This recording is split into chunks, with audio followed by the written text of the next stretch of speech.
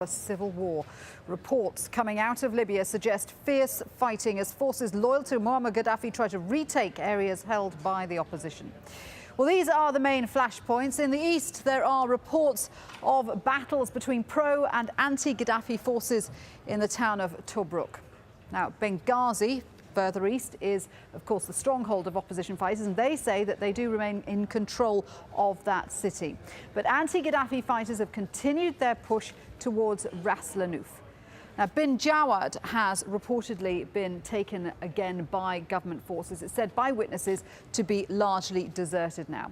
As we move further over Misrata, there are reports of at least 18 people killed in fighting there. Rebels say they're in control, but Gaddafi's forces are said to be regrouping for more attacks. Now, the capital, Tripoli, remains a stronghold for Gaddafi and his supporters.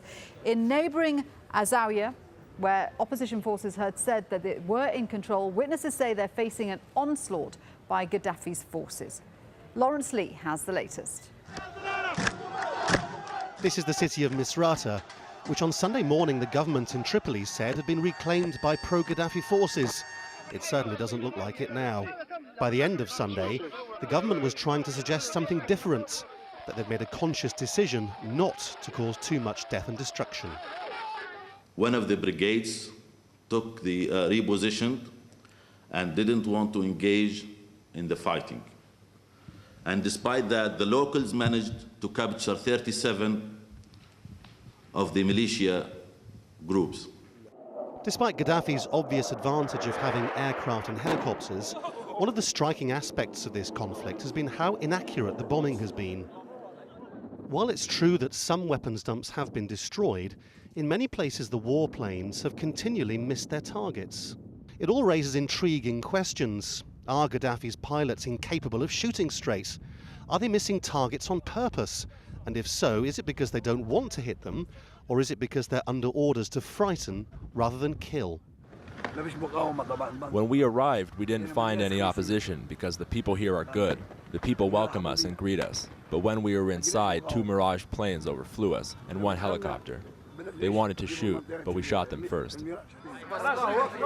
All the same, if there are questions over the aptitude of the Libyan military, then the same must go for the rebel forces, whose advance on Bin Jawad and Sirte appears to have been disorganised and led to casualties, threatening to overwhelm this little hospital in Ras Lanuf. Some of these pictures suggest a desire to fight is all well and good until the reality of armed battle hits home. So with the prospect of the country tearing itself to pieces, it's hardly surprising that voices close to the regime are once again urging dialogue. The hope in this intervention on Libyan TV must have been that it sounded better than if it had come from Gaddafi. Dear brothers and sisters, this is a chance in history. We are threatened and need to act today, to work on preparing for national dialogue and to calm the violence, so Libyans all over the country can feel safe and secure and at peace, so we can go back to school and work. Gaddafi supporters in Tripoli might buy that argument. The east of the country might think it a trick. But as time goes on and the violence looks open-ended, it's not as though anyone else has any better ideas. Lawrence Lee, AlJazeera. Well, the rebels started in the east. They're trying to battle their way west towards Gaddafi's hometown and stronghold Sirte. One key hotspot on the way is the oil refining town of Brega. Our correspondent Jackie Rowland is there. Doctors here in Brega say that a large number of the people they're treating are actually men wounded by their own weapons. And it's hardly surprising because we've seen ourselves the lack of discipline, the lack of experience, the lack of organisation among this rebel force. Many men are just coming close to the front line and volunteering. They're being handed guns, handed automatic weapons without any previous military experience and barely any more than a few minutes training in actually how to operate these weapons. So it's hardly surprising that bullets are going astray and people are getting wounded. Doctors have also told us about the serious psychological impact that this fighting is having on the local civilian population. A doctor told me he saw 51 people on Sunday who were showing symptoms of stress, symptoms of trauma, high blood pressure, headaches.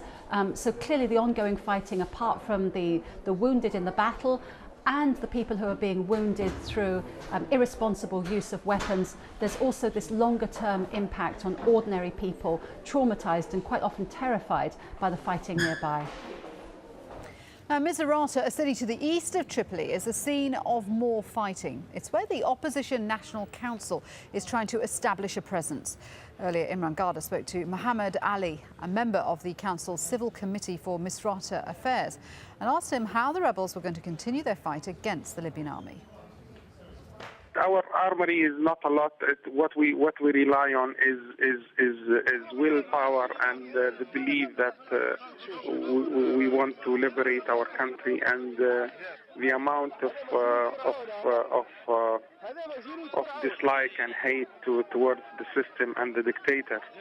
I heard one of your earlier reports that Gaddafi might outgun us, but he will not outnumber us, and his forces do not have the determination that we have. Do you want outside help? Yes, specific help. A no-fly zone is long overdue, and selective surgical strikes, I think, are called for. Well, calls for direct military action in Libya aren't being met with much enthusiasm in the United States. Senator John Kerry says they would be counterproductive. He set out some other options.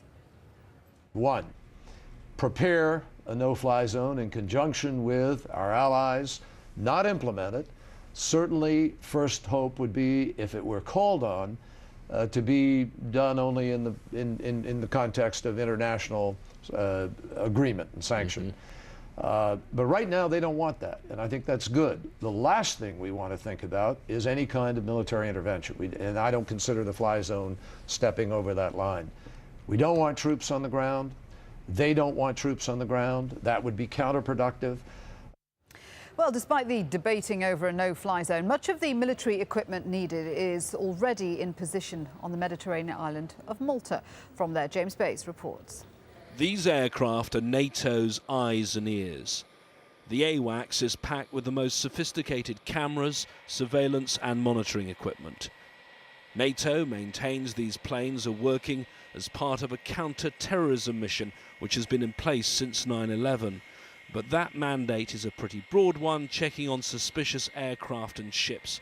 And in recent days, they've been tracked constantly in the skies near Libya. They've been showing particular interest in this Libyan aircraft, part of Colonel Gaddafi's VIP fleet based at Mytika near Tripoli. The plane, a Falcon 900, which flew from Belarus last week, was this weekend returning from Jordan. This recording was made of the radio communications with air traffic controllers in Malta. NATO 07, go ahead. Do you have any information on an aircraft with the squawk 2017, positioned about 85 miles east of our?